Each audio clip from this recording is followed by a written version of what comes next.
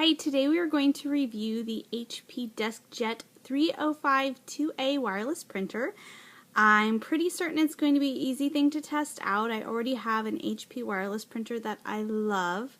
I've been a big fan for years. I find them easy to install, maintain, the drivers are great to upgrade, and I find that the printer price is actually pretty good for the value that you get. We use ours currently for blogging, taxes, anything with a home business, as well as our homeschool program. So it's been a good little printer for us, the model we had previously, and I'm very excited to see how the new functionality of this printer we're going to be reviewing can actually be incorporated into our current routine with the addition of the printing from the iPod and the iPad and the wireless phone technology. So let's give it a try.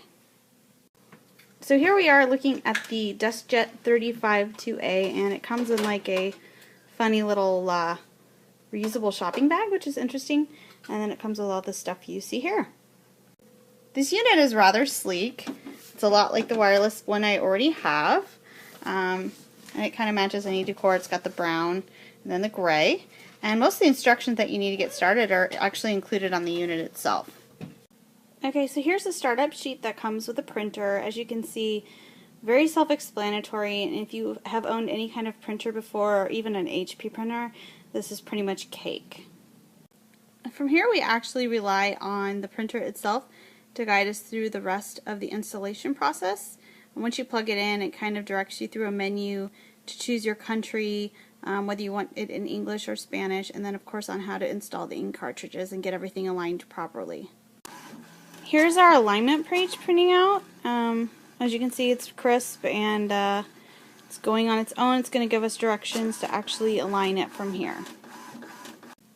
One thing I will say about this printer is that the buttons are kind of difficult to press. As I'm pressing the buttons, actually, they're not always responding as quickly as I would like them to, and so that's kind of a little bit unnerving. You have to press harder than I would for like a touch screen.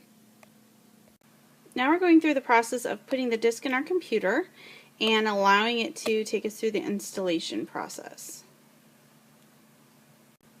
Having already had an HP printer installed on my desktop, I was kind of worried about this having to be a process that was complicated, but it seems to know exactly what it's doing, so we're just going to go ahead and let it install. Now that our printer is connected to the internet, we can actually download some print apps that will help us use our printer quickly and easily for mobile devices or from our computer.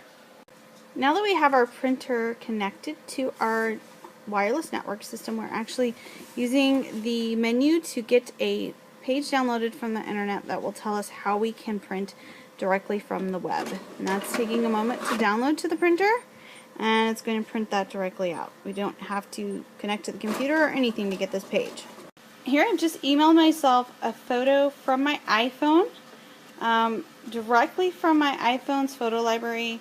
I just went ahead and pushed email, and then I typed in the unique email address for this printer, and as you can see, the photo came directly out of the printer. I did not have to push anything on the printer, I didn't have to even be in the room, and it came out looking awesome. So definitely a cool option if I'm out on the road and I want to send a photo that I've taken to my husband and have the kids see it immediately in bright, perfect HP perfect print. It is awesome. Pretty cool little tool.